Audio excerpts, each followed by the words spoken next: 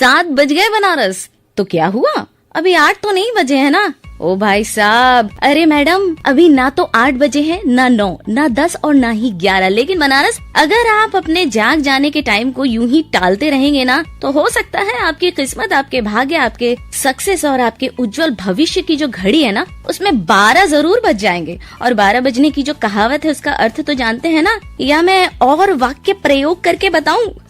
वैसे समझदार को इशारा ही काफी होता है ना? और ये कहावतें खुद में ही एक इशारा होती हैं, जो चंद शब्दों में जिंदगी के सबक को समझा देती हैं, पूरा का पूरा पोथा बयां कर देती हैं। हाल फिलहाल क्या है आज मौसम का हाल, क्या आज भी ट्रैफिक रहेगी बेहाल, देश दुनिया की क्या है चाल, और अपने बनारस में और क्या हो रहा है या होने वाला है कमाल, इन सब की खोज खबर लेकर के टनटना आ गई है ये बनारसी मिर्ती, आपकी मीठी कीर्ति, आपकी अपनी वाणी आकाशवाणी पर। आज है तारीख 5 नवंबर और आज के दिन हिस्ट्री में किस इवेंट्स ने मचाया बवंडर, किस सेलिब्रिटी का है आज बर्थडे और किस महान व्यक्तित्व को हम देंगे श्रद्धांजलि। साथ ही आपके हेल्थ और वेल्थ की सुरक्षा और ग्रोथ के लिए क्या है रामबाण इलाज, बनारस की वो गली मोहल्ला, वो घाट, वो अंदाज जो है सबसे खास। करे उसकी बात with one and only Banaras का morning show good morning Banaras. वैसे बनारस से देखा जाए तो घड़ी के अनुसार दूसरे दिन की शुरुआत रात के 12 बजे के बाद से हो जाती है कि नहीं? लेकिन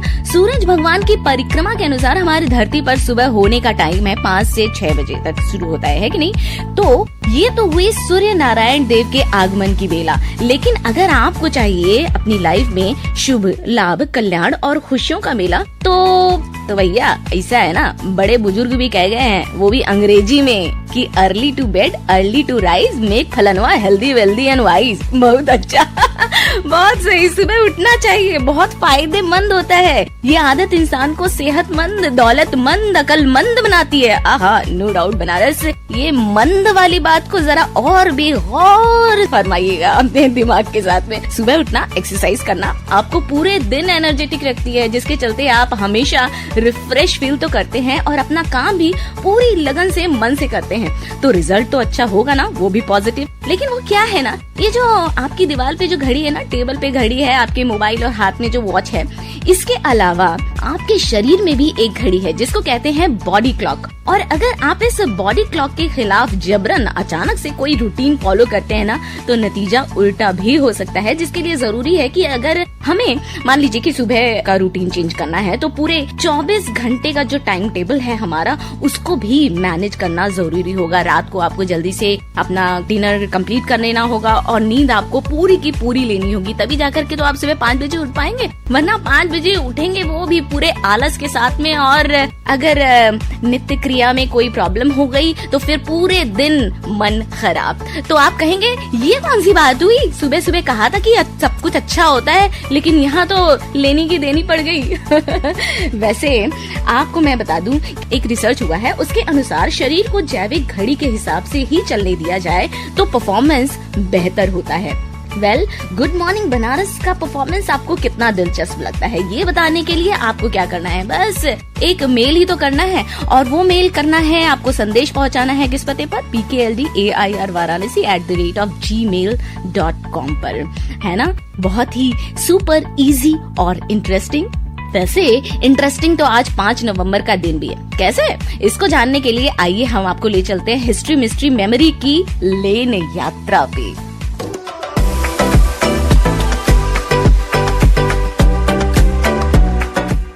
हाँ जी, तो 5 नवंबर 2013 को आज ही का वो दिन था जब भारत ने अपने पहले मंगल ग्रह परिक्रमा अभियान MOM के लिए ध्रुवीय रॉकेट को सतीश धवन अंतरिक्ष केंद्र से सफलतापूर्वक प्रक्षेपित करके इतिहास रच दिया था। और आज ही के दिन ईयर 1678 में मैसाचुसेट्स में पहले डाकघर की स्थापना हुई थी। 2007 में चाइना का पहला अंतरिक्ष यान चेंज-1 चंद्रमा की कक्षा में पहुंचा था। और आज की एक घटना की बात ही ले लीजिए, चाइना का एक रॉकेट अंतरिक्ष में अपनी कक्षा से निकल करके धरती पर आ गिरा है, जहां 23 टन का मलबा प्रशांत महासागर में गिरा, जिसकी वजह से देखिए वातावरण को कितना नुकसान पहुंच रहा है। बनारस एक्सपेरिमेंट जरूरी है, लेकिन इस बात का तो ख्याल रखना ही है ना कि किसी भी भी तरह से किसी को भी मुश्किलों का सामना करना पड़े। अब हमारे दिल्ली वासियों को ही लीजिए, इस वक्त दिल्ली जिस तरह एयर पोल्यूशन से जूझ रही है, आंखों में जलन, एलर्जी, सांस की प्रॉब्लम, गले की खराश, बच्चे, बूढ़े, गर्भवती महिलाएं सभी के लिए एक गंभीर समस्या बनी हुई है। ऐसे में जरूरी है कि हम सावधान हो जाए। बनारस कोशिश करे कि बनारस को क्लीन एंड ग्रीन बनाए, पेड़ पौधे लगाएं, उगाएं और इसके साथ साथ जो सबसे जरूरी बात, कम से कम व्हीकल का उपयोग करें। चलिए ये नहीं कर सकते हैं, पैदल नहीं चल सकते हैं, लेकिन अपने जो 2 व्हीलर है, जो 3 व्हीलर है, आपके जो वाहन है, उनकी जो प्रदूषण नियंत्रण जांच है उसको आप जरूर करवाएं, क्योंकि बहुत सारे लोग ऐसे होते हैं जो कि जांच नहीं करवाते हैं और उनके पीछे से जब आप अपनी गाड़ी लेकर गुजरते हैं या रिक्शे से गुजरते हैं या पैदल गुजरते हैं, तो जब उनकी गाड़ी जब बगल से जाती है ना, जो काला काला सा धुआं निकलता है, मन महसूस के हम रह जाते हैं और दौड़ करके उन्हें पकड़ भी नहीं सकते हैं कि सुनिए जरा आप ये काम कर लीजिए। वैसे जांच की बात चली है तो आपको बता दूं, बनारस दिवाली और छठ के बाद प्लेटफॉर्म टिकट को लेकर के जो किराया बढ़ाने की बात उठी थी ना, तो भैया सबको इस बात से डर लगने लगा था कि अगर स्टेशन पे जांच हो गई तो क्या होगा। अब क्या करें, हम तो ऐसे ही है ना कि चले जाते हैं प्लेटफॉर्म पे बिना प्लेटफॉर्म टिकट लिए हुए, और जब महंगा हो गया है तो फिर तो भैया सोचिए ही नहीं, सस्ता है तो वैसे ही नहीं लेना है और महंगा है तो क्या करना है। तो आप अब फिक्र नहीं कीजिए, हालांकि टिकट लेना जरूरी है, लेकिन आपको बता दूं कि इस फैसले के विरुद्ध काफी विरोध हुआ, तो नाउ इस फैसले को वापस ले लिया गया है। बनारस एक बात तो आप मानेंगे है ना कि जब भी हम गुस्से में, नाराजगी में बहुत ही इंटेंसली किसी बात को कहते हैं तो वो हो भी जाती है, और फिर कभी कभी हमें अफसोस होता है कि हमने कहा ही क्यों था, क्यों ऐसे इमोशन में कही गई बात क्या है ना कि वापस नहीं होती है। अब देखिए, ज्यादा सर्दी होती है तो हम गर्मी गर्मी की गुहार करते हैं, तो भगवान जी ने ऐसी गर्मी और ऐसी तपिश दी कि नवंबर का महीना शुरू हो गया है लेकिन सर्दी की लगभग ना के बराबर मौजूदगी है, मानेंगे कि नहीं। और अब जबकि गर्मी से परेशान हो हम सर्दी की रिक्वेस्ट कर रहे हैं, तो मैं बता दूं मौसम विभाग के अनुसार जम्मू कश्मीर में खराब मौसम की शुरुआत होने जा रही है, जिसमें भारी बारिश और बर्फबारी की चेतावनी दी जा चुकी है। और ऐसे में जब हवाएं इधर का रुख लेंगी ना, तो समझ रहे हैं ना भैया क्या हाल होने वाला है। एकदम सिर से लेकर के पांव तक कपकपी से हाल बेहाल होने वाला है। तो बनारस बी प्रिपेयर्ड। और अगर आप सोच रहे हैं कि काश इस बढ़ने वाली ठंड में एक अच्छी बात ये हो जाए कि हमें जहाँ भी जाना हो, ऑफिस, वर्किंग प्लेस या फिर घूमने, तो भैया ऐसे में ट्रांसपोर्टेशन की सुविधा अपने देश में आ जाए। जो लोग 2 व्हीलर या पैदल या 3 व्हीलर यात्री हैं, उन्हें ठंड का मौसम का सामना है ना करना पड़े, कवर्ड कन्वीनियंस मिले और वो भी जल्द पहुंचा देने वाली। तो आपको बता दूं बनारस, हमारा भारत देश जल्द ही जापान को पीछे छोड़ते हुए दुनिया का 3रा सबसे बड़ा मेट्रो नेटवर्क होगा, जिससे कि सड़क यातायात में कमी होगी और एयर पॉल्यूशन पर भी काबू पाने में मदद मिलेगी।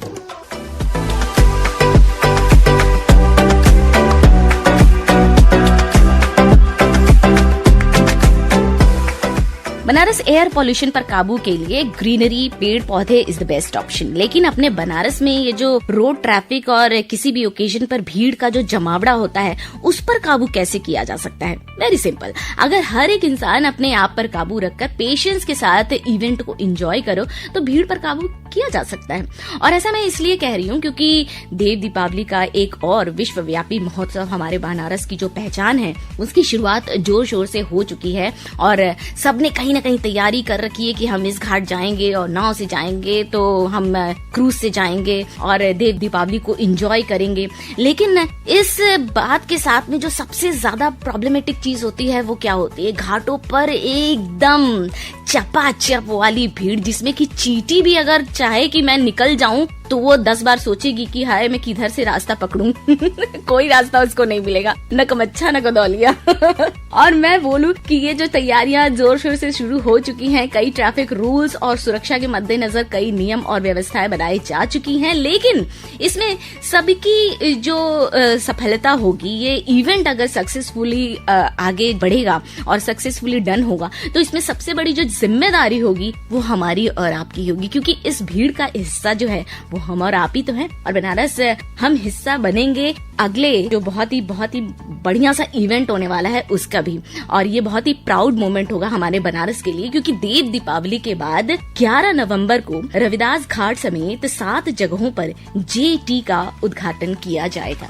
हाँ जी, जेटी। इस प्रोजेक्ट के तहत वाराणसी से हल्दिया तक नदी को मोड ऑफ ट्रांसपोर्ट डेवलप किया जा रहा है और इसका सार्थक परिणाम अब देखने लगा है, क्योंकि इतने सारे जेटीज जो बन रहे हैं वो कहीं न कहीं हमें एक दूसरे के साथ में जोड़ेंगे ट्रांसपोर्टेशन के थ्रू, और इससे क्या होगा, सबसे ज्यादा हमारे बनारस का डेवलपमेंट होगा। तो डेवलपमेंट के साथ में ये जरूरी है कि जहाँ पे कि हमारे बनारस की तस्वीर बदलेगी, हम अपने आप में भी सुधार करें, जागरूक बने, साफ सफाई का पूरा ख्याल रखें और साथ ही साथ अपने आस पड़ोस के लोगों की सुरक्षा और उनके भी सुविधाओं का पूरा ख्याल रखें।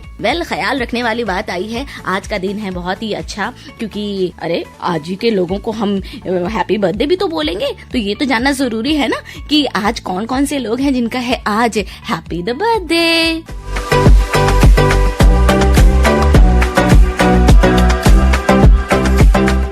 हाँ जी, तो 1870 की बात करें, आज ही के दिन चित्तरंजन दास महान स्वतंत्रता सेनानी, इनका जन्म हुआ था। साथ ही साथ 1917 में बनारसी दास गुप्ता हरियाणा के भूतपूर्व मुख्यमंत्री और स्वतंत्रता सेनानी थे, जिन्होंने आज ही के दिन जन्म लिया। उदयराज सिंह हिंदी के प्रसिद्ध साहित्यकार, 1921 में उनका जन्म आज ही के दिन हुआ था। भारतीय राष्ट्रीय कांग्रेस के वरिष्ठ राजनीतिज्ञों में से एक थे अर्जुन सिंह, जिनका है आज हैप्पी द बर्थडे। 1930 में उनका जन्म हुआ था। और इसके साथ साथ भारतीय वैज्ञानिक, शिक्षक, लेखक और भारत सरकार के परमाणु ऊर्जा नियामक बोर्ड के पूर्व अध्यक्ष रहे सुहास पांडुरंग सुखात्मे, जो कि 1938 में जन्मे थे, आज उनका है बर्थडे।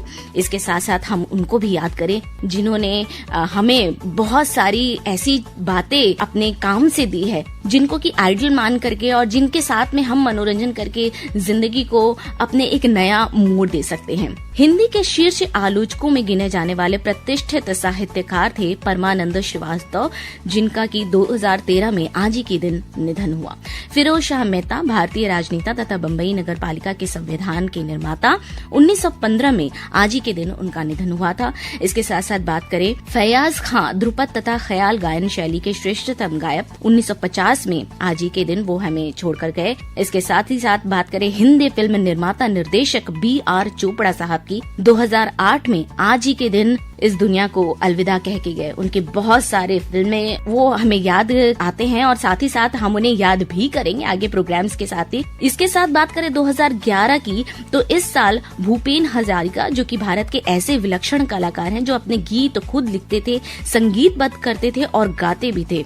क्या बात है, क्या पर्सनालिटी है, उनकी आवाज को आप सुनिए, आप बिल्कुल मतलब क्या वो उनकी आवाज और उनके क्या गाने का तरीका बिल्कुल अलग। आज उनकी पुण्यतिथि है, हम उन्हें भी याद करते हैं। साथ ही साथ विजय देव नारायण शाही, प्रसिद्ध कवि एवं आलोचक, 1982 में आज ही के दिन उनका निधन हुआ। इन सभी को हम सबकी तरफ से एक भावपूर्ण श्रद्धांजलि। और अब बनारस मेरे भी जाने का टाइम हो रहा है, लेकिन इससे पहले कि मैं जाऊं, आपसे फिर एक रिक्वेस्ट है कि गुड मॉर्निंग बनारस में ये समय का बदलाव और साथ ही साथ हमारा और आपका मिलने का ये जो टाइम थोड़ा सा एक्सपेंड हुआ है, ये आपको कैसा लग रहा है हमें जरूर बताएं PKLDAIR varanasi@gmail.com पर। और अब दीजिए अपनी बनारसी मिट्टी मीठी कीर्ति को इजाजत। गुड मॉर्निंग बनारस से सुनते रहिए आपकी अपनी वाणी आकाशवाणी।